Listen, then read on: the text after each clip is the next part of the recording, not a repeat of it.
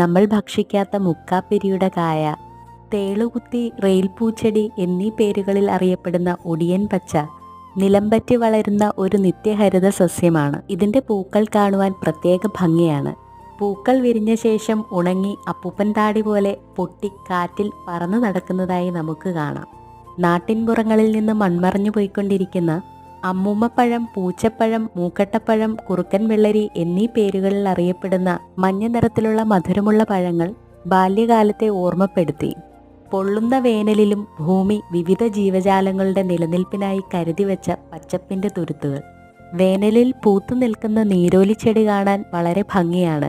എന്നിരുന്നാലും അതിൻ്റെ കായ്കൾ നമ്മൾ ഭക്ഷിക്കാറില്ല. ഇപ്പോൾ നമ്മുടെ നാട്ടിലെല്ലാം തന്നെ ജമൈക്കൻ ചെറിമരങ്ങൾ തണൽ മരങ്ങളായി വെച്ചുപിടിപ്പിക്കുന്നതായി കാണാം.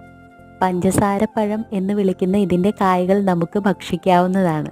പുതിയ അറിവുകൾ തേടി യാത്ര തുടരാം.